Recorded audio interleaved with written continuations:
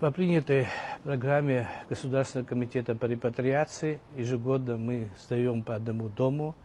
В доме, дом трехэтажный, расположен в Гулипском районе, в селе Мачара.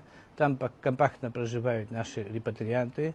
Уже по принятому проекту около 5 домов принято.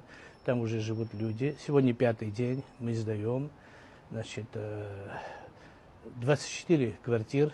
Там есть трехкомнатные, двухкомнатные, однокомнатные, удобные, хорошие планировки, очень качественно сделанные, значит, квартиры. Люди, как правило, которые там живут, довольны. Конечно, очередь существует. Люди, которые раньше приехали, получают первую очередь. Также мы предоставляем, значит, первоочередные, значит, номера людям, которые отвоевывали нашу свободу, участники Отечественной войны в Абхазии.